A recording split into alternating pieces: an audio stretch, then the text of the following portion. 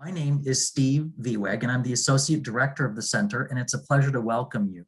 The Center for Translating Research into Practice was started way back on our campus. It was the brainchild of Sandra Petronio, Professor Emeritus of Communication Studies, and instituted under the direction of Chancellor Emeritus Charles R. Bance, who currently serves as our Executive Director.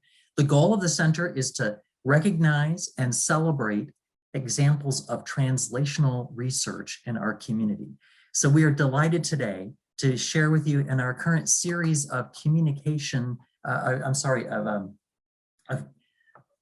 conversations with our scholars. And today we're delighted to have with us Professor Philip Cochran in our June set. This is the 6th time we're doing this. We're having a great time doing it. So welcome to all of you for being here today. A couple of reminders to get us set up. First of all, some Zoom etiquette. You're probably all aware of this, but please keep your microphones muted. You're welcome to turn your cameras on and off, but at the beginning, we're gonna have Dr. Cochran give us some background and some information, and then we'll open it up for the conversation. Around that, please put your questions that you have into the chat so we can keep track of those. And we will be able to unmic and turn on our cameras to have some conversation later. I'm assuming that you'll have lots of questions or comments after you hear what he has to share. You will receive a post-event evaluation, so please watch for that. Give us some feedback so we know how to improve these sessions and get your ideas about what else you'd like to hear about. If you are interested, we now have continuing education credits available, and you're welcome to sign up for this. After attending 10 sessions or so, you can get a whole credit for this. If you need that for your continuing education requirements, it's not a bad idea to just sign up to get this. You are encouraged to follow us on all forms of social media. This is how we try to share information about the exciting things that are going on with all of our translational scholars here at IUPUI. So pick the way that you want to do it. We also have a YouTube channel now where we're keeping some of the videos that are being generated by these events, but also when scholars are talking about the work that they do. And because we're an academic institution, we are connected with ScholarWorks, and ScholarWorks is the campus way of making available to you information that's in journals, but that you can easily access. So if you go, for example, today to Dr. Cochran's page on our website, you'll be able to see some more information about him, about the work that he's doing. But then also, as you scroll down, you'll see a collection of his translational scholarly works that are in ScholarWorks. And you can just click on those links and easily access them without having to go to a journal. So we encourage you to do that. If you want to see all of his works or any of the works by IUPUI scholars that have been collected in ScholarWorks, you can go to the ScholarWorks page directly. This is an easy way for you to get more information about what folks are doing, and then to be able to ask questions or be willing to talk with them about their work. So coming up next month in July, we're excited to have with us Professor Becky Liu Lastres, who's going to talk about, are we always prepared? And this is timely, right? Examining risk and crisis management in tourism and hospitality. So you can sign up for that anytime. Go to our website at trip.iupui.edu, and you can see the upcoming list of things that we have going on as we get into the fall semester. But we're not here today to talk about that. We're here to welcome our Scholar of the Month, Professor Philip Cochran from School of Business, to talk to us about a very interesting topic. So I'm going to stop there. I'm going to stop sharing and invite him to share his screen and to get into today's topic. So welcome, Dr. Cochran. Thank you, Stephen, and Yuri and the center. It's a really an honor to be here, and this really new form of presentation given the COVID-19. What I want to talk about today are Black Swans. These are these highly unusual events that can really cause major issues for organizations. And in some ways, the quote here by Harper Lee, this is Judge Taylor in To Kill a Mockingbird. People generally see what they look for and hear what they listen for.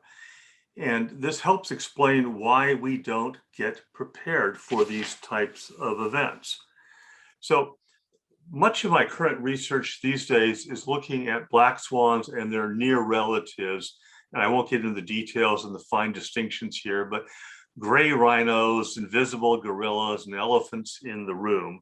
All of these are catastrophic events that occur very infrequently, maybe once every 20 years, once every 50 years, once every 100 years, perhaps even once every 1,000 years. And as a result, firms are simply not very well prepared to deal with the consequences. So a quick snapshot of what I'm going to do in the next 25 minutes or so is talk about some of the black swans that might occur in the next 10 or 20 years. When I do this in classes, sometimes students get pretty bummed at the end of class. I go into a lot more detail than I'll have time for today. Then I'll get some reflections on why very few countries, organizations, or even individuals tend to get appropriately prepared for these unexpected events, these black swans. And then I'll talk at the end, the last 5 or 7 minutes, about how successful organizations have survived and in some cases even profited by being prepared for the unexpected. But before I do that, I found this quote on the next slide by Warren Buffett to be particularly telling. As you might know, Warren Buffett is probably the world's best investor. He's some years the world's richest man. And in his 2019 letter to his stockholders, and he does these annual letters every year, and this was February 2019, he said that a major catastrophe that will dwarf hurricane, and remember this is 2019 in February, Katrina and Michael will occur maybe tomorrow, maybe decades from now. It might be a traditional source, it might be a total surprise. Again, he's really not using the words, but he's talking about the same thing I'm talking about today, and that is black swans. The man who really brought the term black swan into the current consciousness is Nassim Nicholas Taleb, who's written a series of terrific books that really everyone needs to read. And what he has said is, I know that history is going to be dominated by an improbable event. I just don't know what that event will be. He argues that basically half of the movement in the stock market can be seen as a function of these highly improbable events, and the other half of the movements are the day-to-day changes in what corporations are doing. And he makes a point that the central idea of the black swan is that rare events cannot be estimated for empirical observation, since by definition they are rare. Or you might remember Donald Rumsfeld's famous statement about unknown unknowns. And all the people have made fun of the phrase unknown unknowns. I think he really is hitting on a good point here. It's those unknown unknowns, so those things that we don't know are going to surprise us, that are the most difficult ones to deal with. And so what I want to do first is talk about pandemics. And Bill Gates recently talked about this current pandemic. It's bad, but the next one might be 10 times worse. It might even be worse than 10 times worse. In fact, a lot of experts today are suggesting that we're going to see pandemics on the order of COVID-19 or worse once every 20 years or so. And the reason is that the world is becoming so much more interconnected. People are flying everywhere now. They're bringing viruses with them. We are encroaching into parts of the world, jungles in Africa and South America, which people have had very little contact with in the past. And increasingly, we're likely to see more and more of these, and they could be really catastrophic if we simply are not properly prepared for them. And so we're likely to see supply chain disruptions when this occurs. And again, the reason is the world is becoming so much more integrated. Today, any product you buy has parts literally from all over the world, from China, from Southeast Asia, from Europe, from Africa. All those parts are coming together to make a quality product less expensive. And being lean is really good. The problem is the leaner corporations get, the less buffer they have if something really unusual should happen. So the point is, you go back 50 years or so, if there was a major flood in China, if there was a fire in a factory in Japan, if something really bad happened with a pandemic in Africa, it would have had trivial effects on the US, for example, because most supply chains were very short. Supply chains lengthened dramatically with the invention of the shipping container. Prior to the shipping container, something like 35 to 40% of the cost of shipping goods from Asia was consumed by the cost of getting the goods here. Today, it's well less than 5%. And because of that, we have this highly integrated world economy, but it also is becoming more and more fragile. For example, in 2020, a Fiat Chrysler plant had to stop making cars in Slovenia because a single part it couldn't get from China. And as we all know, just recently, the Suez Canal blockage stopped factories, literally worldwide, and firms were scrambling about whether they should queue up behind the Suez Canal or sail all the way around Africa, or even try to go through the Northwest Passage around the top of the world. Another bummer would be nuclear accidents. We probably all remember Fukushima, March 11th, 2011. Magnitude 9.0 earthquake. This was a 1 in 1,000 year earthquake. The people who built the Fukushima plant knew that this could happen once every 1,000 years. Historically, the geologic record is clear, but they didn't build the plant to survive that kind of an earthquake. That earthquake led to a 50-foot tall tsunami, which overwhelmed the seawalls of the Fukushima Daiichi nuclear plant and disabled the backup generators, which were cleverly positioned inside the shells, protection shells around the nuclear reactors, but they were in the basements of the shells. And so when the tidal wave went over the seawall and flooded into the plants, the water worked its way into the protective shells, into the basements, and flooded out the generators, which would have prevented the nuclear meltdown, because the core had to be cooled and the water had to be moved, and couldn't be done if there was no power. It would have been taking a trivial amount of money, a few $1 million, to put those generators up on the hill, a few hundred yards away, buried the conduits deep underground, and it would have been a nasty accident, but the nuclear power plants would not have melted down. And that led to 3 meltdowns of the 5 nuclear power plants, and massive supply chain disruptions. There were some companies which didn't even know that they had suppliers of suppliers of suppliers of suppliers, which were making parts for their automobiles, for example, near the Fukushima nuclear plant, and only discovered 2 or 3 days later when they eventually learned that a particular plant could no longer be operated because of the nuclear fallout, and they had no backup plans. And even worse than that, there were over 18,000 deaths from that particular disaster. There's a picture of the tsunami coming on shore. I come from I was born and raised in the Pacific Northwest. And I can assure you that summers out there were always very pleasant. We never had air conditioning. I never had a car with air conditioning.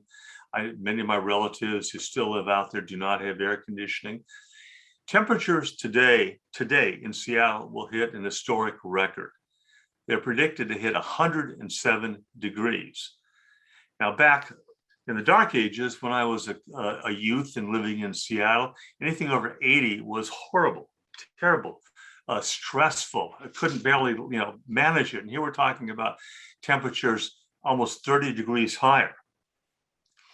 So we're going to, probably see some collapse of the power grid in the Northwest. Vulnerable residents are probably going to have some health issues, and the historic heat records will be destroyed. Heat records for the entire summer destroyed in June, which is not the hottest month of the year. And again, leading to massive wildfires all over the West. Again, when I grew up, I never saw any smoke in Seattle in the summer. Now my relatives out there all have whole house air filters, and they even have redneck air filters, which is basically a HEPA filter duct taped to a box fan. And that's all new. That's all a result of global warming. And so in California, we're seeing this out of Wired magazine. 42,000 foot plumes of ash, 143 mile per hour fire tornadoes, 1,500 degree heat in these infernos. Here's a picture from 2 years ago from California, a daytime picture.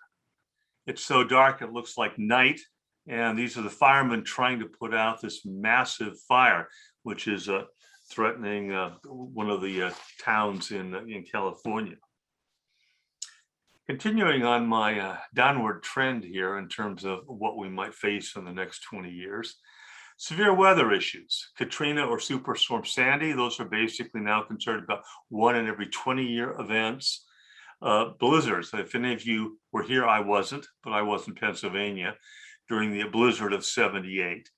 I understand that the wind chills in Indiana got to minus 50 degrees Fahrenheit.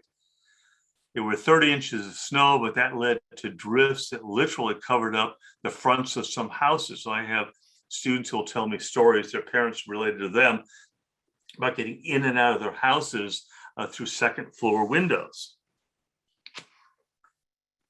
California is periodically hit by what are called atmospheric rivers when a whole chain of storms starts coming through California and much of the West. The last major one happened in 1862. This dropped 10 feet of water on parts of California. This inundated the Central Valley of California under 20 feet of water. So what? Well, California provides 25% of our food in this country. It provides 40% of the foods, of the vegetables, fruits, and nuts of the United States. A huge portion of our food stock. Imagine what happened if 25% of our food stock was knocked out for periods of perhaps several months. Continuing the theme, again, because I was raised in Seattle and enjoyed having Mount Rainier there just 60 miles away, looming over the city. If you've been there, it's a glorious sight. If you're on the University of Washington campus, just 5 miles north of Seattle, you can see the entire Seattle skyline just 5 miles south, and you can see Mount Rainier above the entire skyline, 14,411 feet tall, a huge stratovolcano and just one of several in Washington state. What happens next time that one goes? I have the unique experience of having climbed Mount St. Helens before it blew up. And so I've got a picture of myself at a place that does not exist because that place is about 1,000 feet above the current summit of Mount St. Helens. So historically, we have had things called volcanic winters. Mount Tambora, great book on Mount Tambora by the same name, blew up in 1815. It blew 12 cubic miles of magma into the air. It's one of the biggest volcanic explosions in recorded history. Led to the year without a summer. There were at least 10 million deaths worldwide. This also gave birth to a Dracula and the vampire. These were both written by people who were at Lord Byron's summer retreat on Lake Geneva. In 1815, it was a dark and stormy summer. And so instead of going out and enjoying the good weather, which didn't exist, they instead had a writing contest. And both Dracula and the vampire were invented. And Frankenstein was invented at the writing retreat. Led to the invention of the bicycle because all the horses in Europe were killed to be used as food, and the bicycle therefore was invented as an alternative means of transportation. Here's a picture of a nice summer day in 1815 in Europe. It was snowing literally every month in much of Europe in the summer of 1815. This will happen again. It happens every several hundred years somewhere in the world. These are global events. When that much magma is thrown into the atmosphere, it reflects the sunlight, leads to dramatic cooling. This might last several years. And at that time, it claimed at least 10 million lives. These days, we have a much larger population. It's hard to imagine what the death toll might be. If a major solar flare hits the Earth, it happens about every 100 years. It will cause massive loss of all of our computers. Our cars won't work. Our MacBooks will be dead. Our iPhones will be dead. It'll fry all of our major electronics. According to FEMA, the cost of the US would be $1 to $2 trillion. There'd be 130 million people without power in the US. And it might push us back to about 1880s in terms of technology and lead to a 4 to 10 year period before we clawed our way back to current levels of technology. One missed us a couple of years ago by about a day. The next big one in the Pacific Northwest will be when the Cascadia fault lets loose again. It does that about every 350 years. Last time that happened was January 26, 1700 at about 9 p.m. plus or minus 30 minutes. Right now, the odds of that build every year. FEMA estimates that it's going to hit Seattle sometime, one in 3 chance to hit Seattle in the next 50 years. FEMA has a technical term for what happens when that lets loose. Our operating assumption is that everything west of Interstate 5 will be toast. If you know the Northwest, you'll know that Interstate 5 goes right down the center of Seattle. There's a great story about how we know the exact date. It's another book as well worth reading. Link to this on my PowerPoints, which I believe will be posted. Here's one definition of toast. This is the Cypress Expressway in Oakland after the 1989 earthquake. This is the Loma Prieta earthquake, which occurred during the World Series, as some of you might remember. Here's the problem. This was 2 orders of magnitude. This was 100 times less severe than a magnitude 9. This was a 6.9 earthquake. So what does a magnitude 9 look like? Last time we had a magnitude 9 in the modern era of photography happened in Santiago, Chile. Imagine this were Seattle. 90% of the buildings are rubble. This will happen. It's happened 20 times in the last several tens of thousands of years. It happens about every 350 years, plus or minus 200 years. New Madrid on the Mississippi River, New Madrid, Missouri. When that earthquake happened, earthquakes happened in 1811, 1812, the Mississippi River ran backwards, church bells rang in Boston. According to FEMA, all hell will break loose when that happens. So think about where you live. And I know some of you are in the catastrophic zone. It's going to happen. So why aren't we ready? As Camus said, there have been as many plagues as wars in history, yet always plagues and wars take people equally by surprise.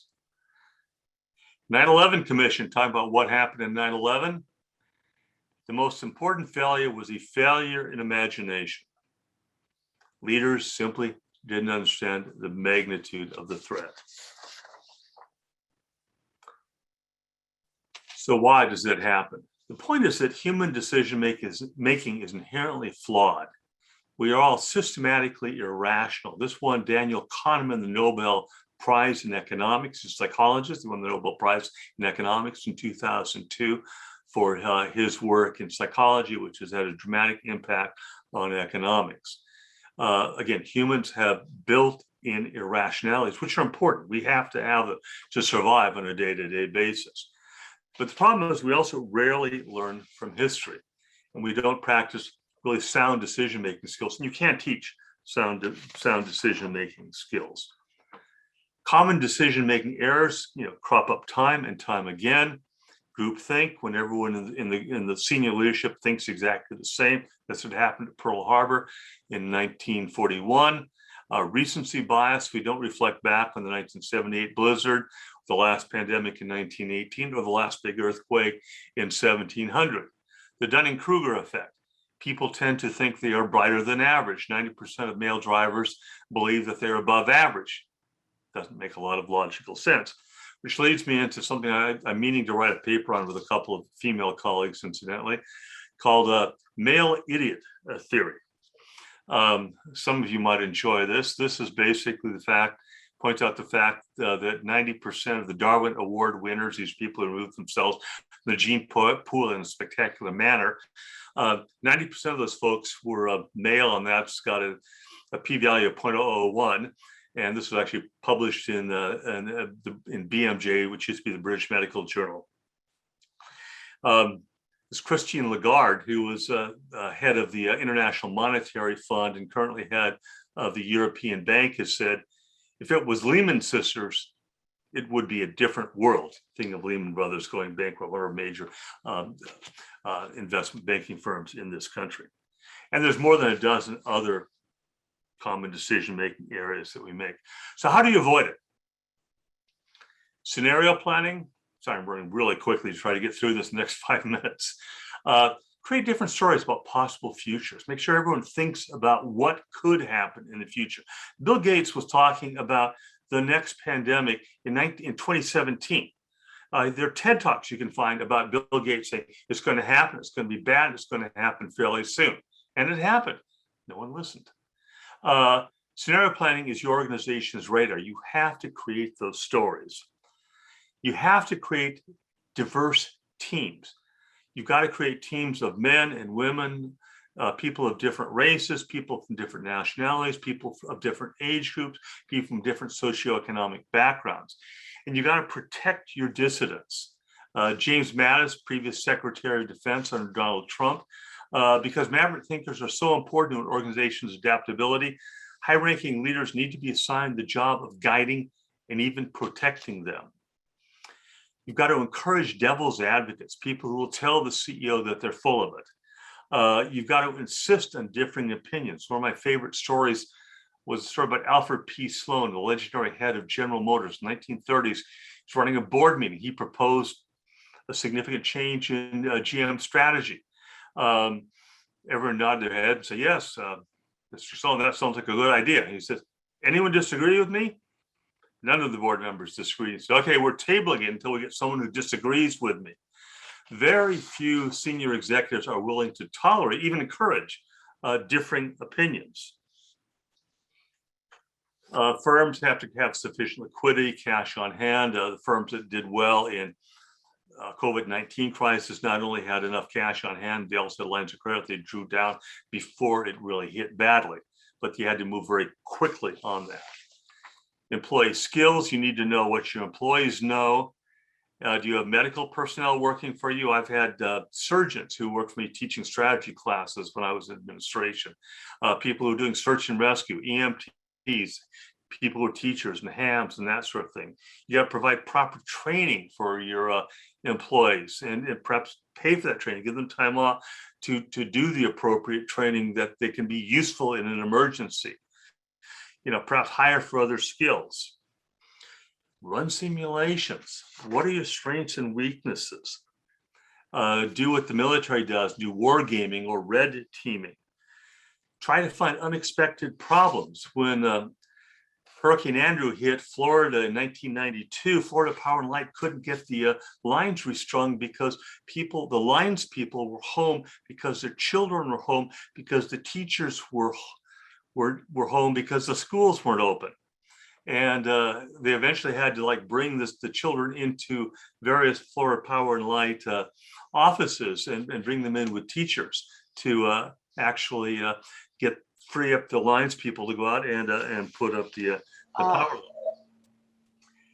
line. And in conclusion, you well know this story, those who fail to learn from history are doomed to repeat it. And a wonderful book by Andy Grove, the legendary founder and first CEO of Intel, Only the Paranoid Survive. So with that, thank you much, and I will turn it back to Stephen and stop my sharing here. Wow. Well, thank you for setting the stage. I can only imagine there will be some questions and some need for conversation. I've encouraged folks in the chat to go ahead and type in your questions, but you also are encouraged to raise your hand so we can know that you might be interested in unmuting and asking a question. As we get started, I want to ask you about the cost of this, because I heard you mention at one point with the tsunami and the nuclear reactors that it was only a few million that could have solved the problem. And that sounds like, I'm a social worker, that sounds like a lot of money. So what do you mean when you say, when you're talking about the expense of preparing for this and what that would look like for those that are, you know, worried about dollars?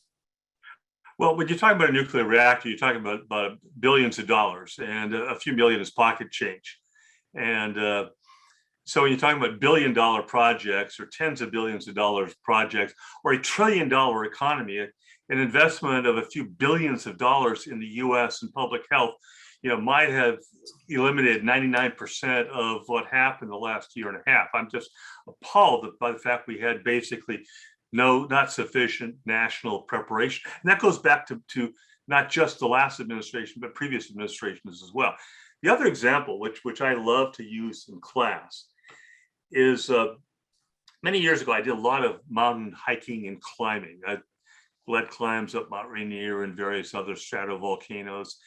And I always carried to me the quote unquote 10 essentials. And even at my age, I'm looking at maybe when I finally retire to actually do the Pacific Crest Trail from the Mexican border to the Canadian border, all 2,460 miles of it. And so I'm on some Facebook sites, which people, you know, 50 years younger are discussing doing the trail. And some people say, do you really need to carry a compass? Look, a compass weighs about 1 ounce. The issue is, what's your life worth? You know, the core of my 10 essentials, you know, I got 5 items which are the core of those 10 essentials. They weigh 12.1 ounces. Is your life worth 12.1 ounces? My sense is you could decrease the odds of getting killed in the mountains by about a factor of 10 by carrying 12.1 ounces. Yet time after time after time, these people get lost in the mountains, don't find their way out. They find their bodies 2 years later. They're not carrying even a compass or a signaler or even a whistle. It just stuns me. That's not expensive. Costs you less than $100. It's not, doesn't weigh much, but people don't do it. And it puzzles me. People are just, don't see the possible risk, don't believe it can happen to them. Well, and regarding that, when you were talking about the likelihood of a sunburst coming, that would be pretty significant. It's going to fry everything that we rely on.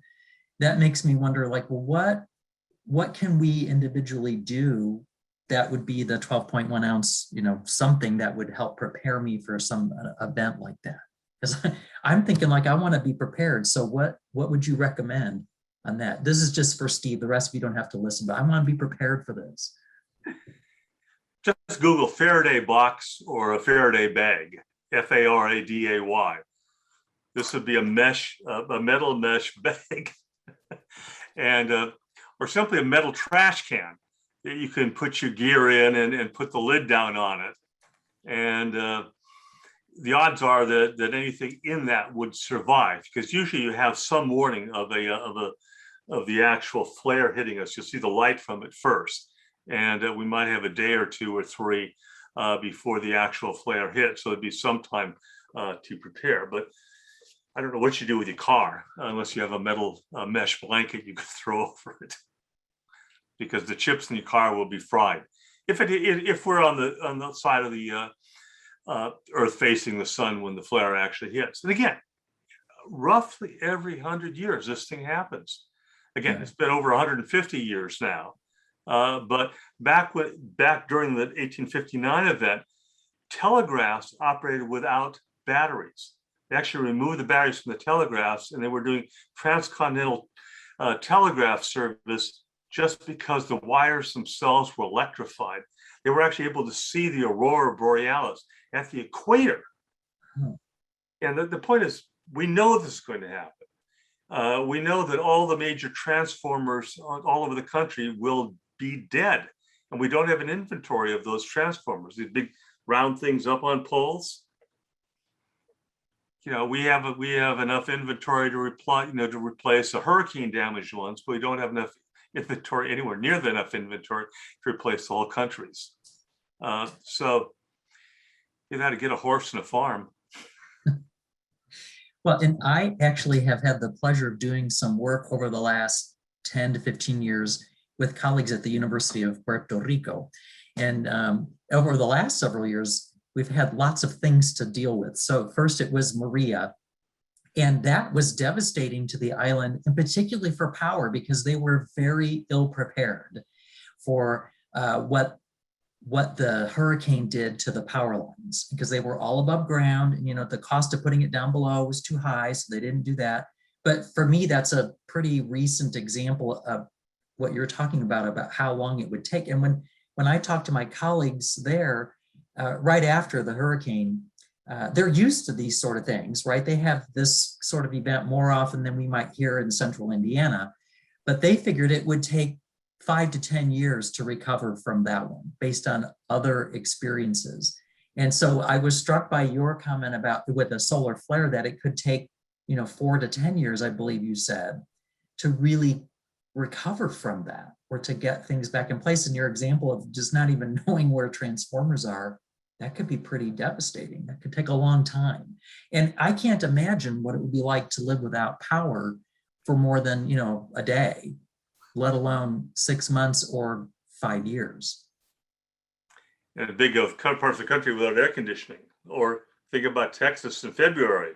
What the grid about coffee? I'm thinking my coffee or my shower or whatever those things. But you're right. Yeah, even some of the bigger things, refrigeration for my foods or that sort of thing. Yeah, we don't really think about perhaps the real impacts of something like that would be not just an inconvenience for a couple of hours like we're used to because things are instant and they'd be fixed, but you're saying it would take some time. And many areas are now looking at putting in microgrids. These are sort of local energy generation systems, which might be solar plus batteries. And it's interesting to think about a world in which you might have small interlocking power grids. The solution often here is decentralization, as opposed to having everything rely on a single failure point. Have multiple failure points. Actually, Nuri, the Indiana University is actually, I think it's invested something like $50 million. That was one of President McRobbie's activities to, look at creating more resilience for Indiana University and bringing together firms like Cummins and Lilly and other firms in Indiana to talk about how to deal with these types of grid failures and other failures.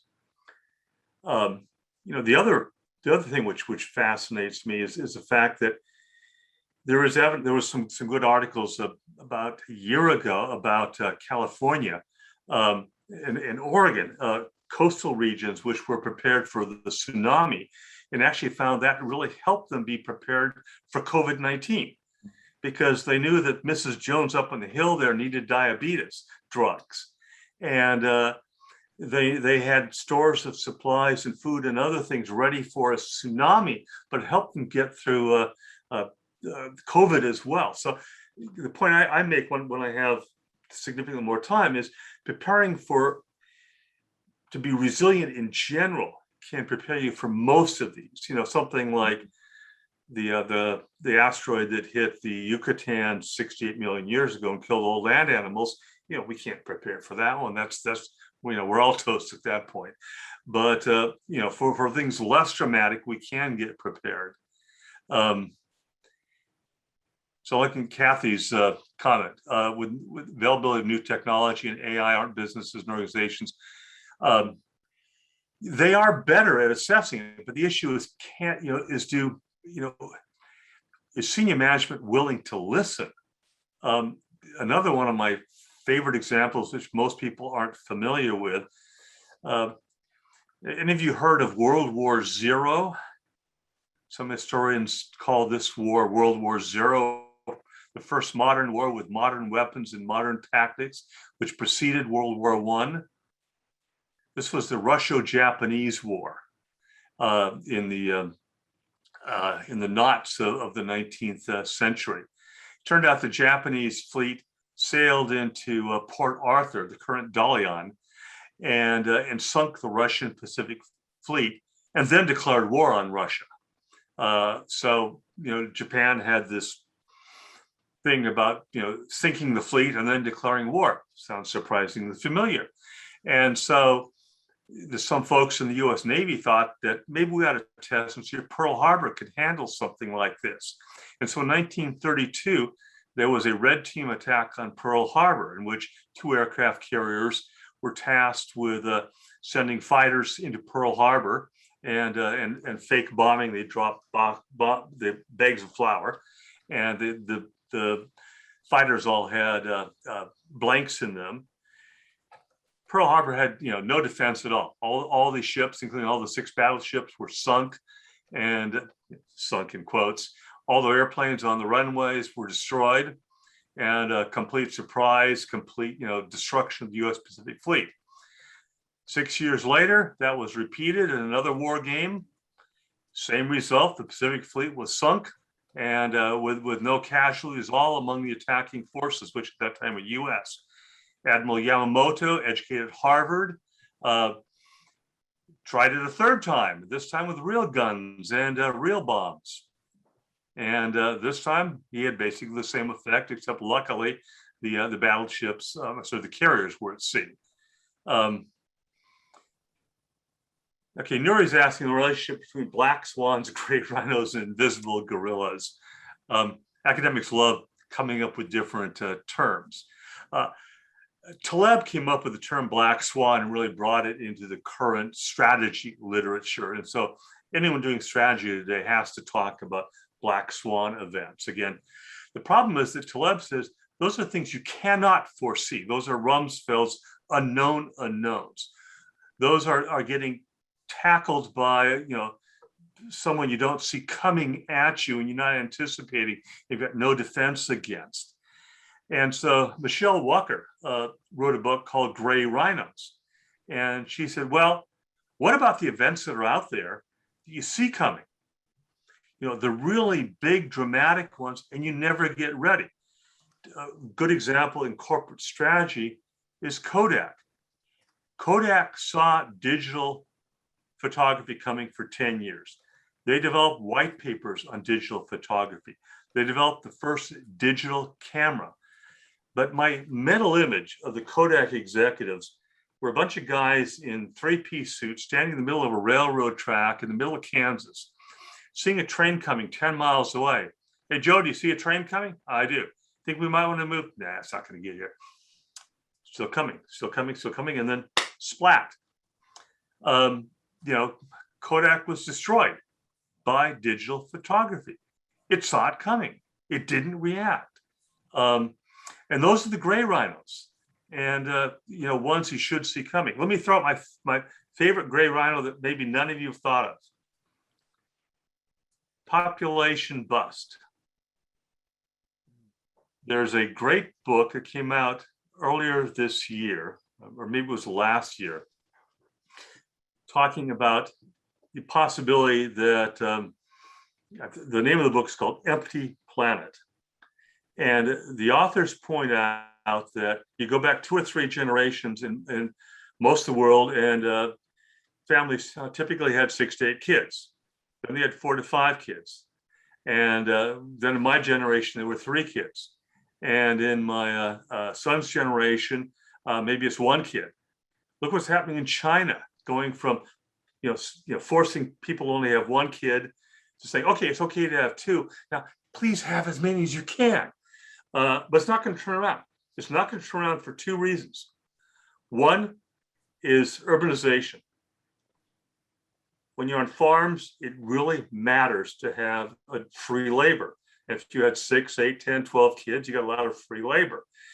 In cities, all of a sudden, you're taking kids to tennis lessons, ballet lessons, Little League, go down the list. And this is expensive. Send them to private school, send them into IU, that sort of thing. This is all very expensive. And so less kids matters. And so the second reason, probably more important, is women. Educated women, there's a perfect correlation here. The more education, the less kids they want. And so as women become more and more educated all over the world, they want less and less kids. And now with access to birth control, they can do it. And so the authors of Empty Planet argue that in about 30 years, we're going to see just a drop off in world population. There's one country now, South Korea, in which the average woman has 0.97 children, less than one child per woman. As you know, 2.1 is replacement rate. And so villages are shrinking all over South Korea. The 20 most industrialized countries in the world without net immigration are seeing declines in birth rates to the point that the population would start falling. Hungary is seeing the elimination of one small town every year, simply because of the drop in birth rates. And they found no way to turn around. I mean, no matter how much you offer educated women, they don't want to go out and have 3, 6, 8, 10, 12 kids. Like the grand, Nori's shaking her head, like the grandparents did. I do this in class. I ask, how many kids did your grandparents have? Your parents, your children, and it's almost a perfect linear graph, and it's not going to turn around. We have to face the world when many of you get old, in which there won't be enough people out there in the workforce to support you.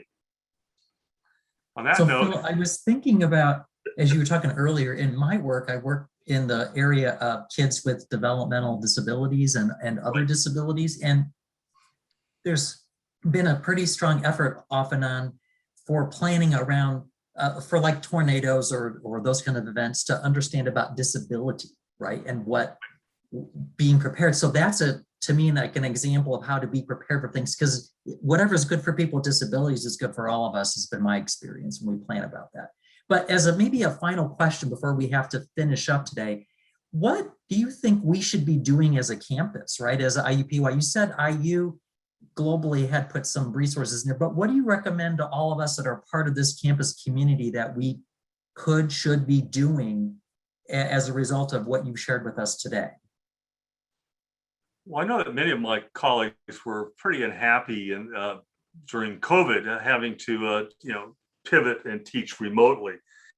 But I think it'd be wise to spend the effort to train everyone on the latest tools, keep everyone properly trained, and perhaps even make sure they have the appropriate equipment at home. I've been in too many faculty meetings where people are simply using their laptops.